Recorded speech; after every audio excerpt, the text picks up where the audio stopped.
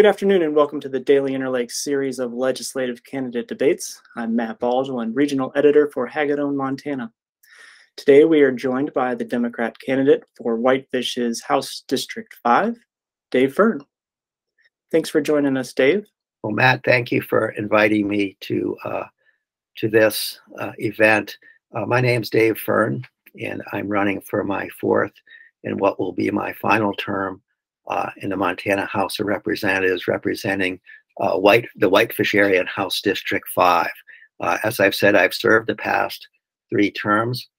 Want to talk a little about the importance of experience in this process.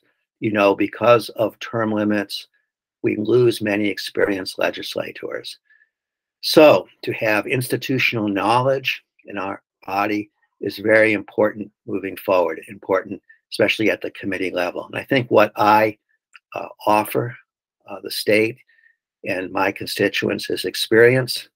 I've been on the same committees, local government, taxation, and transportation for the past 3 sessions. I've worked on interim committees.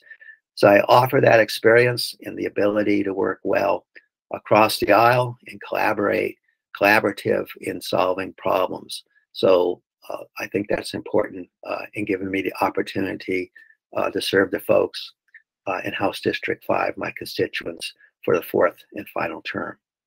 I want to start with a topic that's top of mind for everyone in Northwest Montana, and that's housing.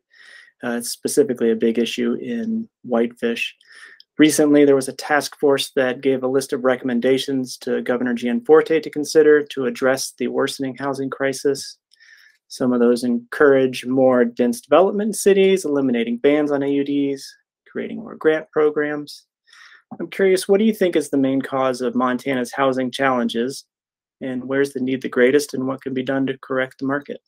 The cause of the housing crisis, to me, is really been historically a supply side issue where the industry has not been able to keep up with the demand for housing.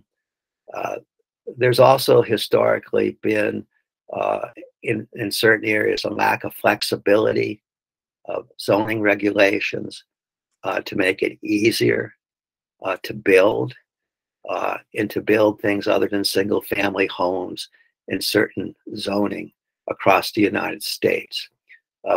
We've had some regulatory issues with the time required to process subdivision review, for example, and there are some good excuses for that, where it requires a lot of staffing to do so, and staffing is often at a shortfall at the state level, where DEQ does subdivision review, or at the local level. So those are some of the reasons that we have a housing shortage. As far as my take on the housing task force, I've taken the philosophy that all of the above would be very helpful. And I think there are some individuals who want to see a solution from either the market side, the regulatory zoning side, or from the funding side, tax credits, direct contributions to lower the cost. In my experience with this topic and on being on local government committee is that both sides have very strong points.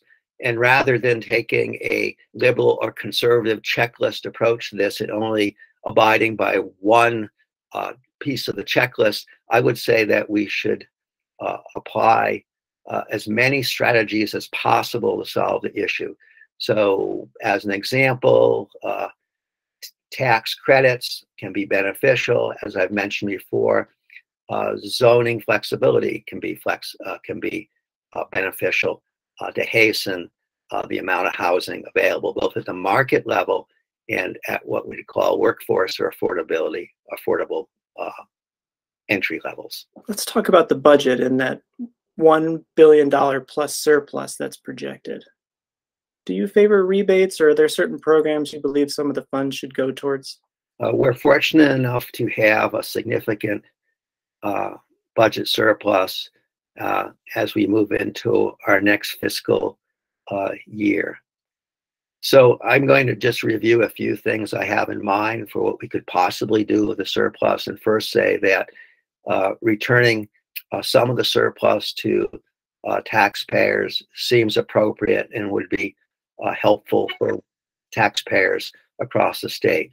Other things that I am considering as far as potential uses of the surplus would be formation of a housing fund that may address the question of affordable housing and pumping some dollars into housing to lower the prices so that they are available to more income levels, looking at paying off the debt we have, which is a relatively modest amount, but we can certainly do that, to put more dollars into what's called the Capital Development Fund, in broadening the use of that fund so it could assist with the building of schools, for example, in low taxable value areas where passing a bond can be very difficult despite the demonstrated need for capital development or for improvement of school buildings. The other issues I would say we should pay attention to is the current status of our pension funds, especially looking at our teacher retirement system, looking at any increases we may have in unfunded liabilities based on the fact that that pension fund is dependent on a fairly robust earnings from the stock market at between 7 and 8%. And as you know, the last half year or so, the stock market has not done so well. And finally, I would say there's potentially an opportunity to put some dollars into our coal trust fund, which is a very important fund across the state and really deals with a lot of infrastructure issues, water systems, and that sort of thing, are very important for people all across the state. So those are some of the things I'd like to have us spend a little bit of time when we get to Helena looking at, and we'll come to a decision on the right blend as far as returning taxpayers' money or using those dollars with our current budget surplus. All right. Let's shift topics to something that's certainly going to come up in the next session, and that deals with the U.S. Supreme Court's Dobbs decision to put the discussion on abortion policy to the states. Abortion does remain legal in Montana right now. Tell us where you stand on abortion access in the state's constitutional privacy clause.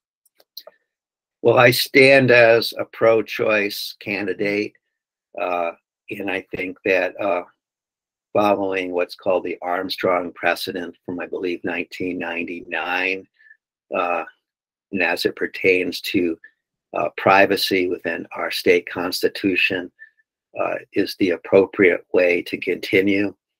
I think all that hinges on the makeup of our state Supreme Court. And of course, maybe you've heard rumblings of a constitutional initiative that could occur, especially sending it forward if there's what's called a supermajority in the legislature. Those are all possibilities that could occur, but I'm supportive of abortion within the realm of reproductive rights. Let's talk about schools, something that you're obviously very familiar with your many years on the local school board in Whitefish. What's your assessment of the state of education in Montana, and do you have anything in mind as far as reforms or changes in policy for funding or school safety? The funding portion of K-12 education, I think that's most pertinent from the Whitefish School District. In my most recent visit to the district in a conference with the superintendent of schools would be the difficulty Whitefish, and I believe many other school districts have, with keeping up with the cost of health insurance.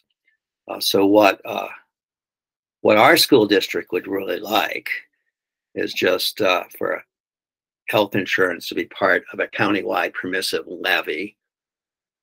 And I pointed out that difficulty with that for me is that on one hand, one of my pillars of my campaign issues is looking at the impact of property taxes, and this method increases property taxes. But I'm certainly supportive of other methods of lowering the cost of health insurance for school districts.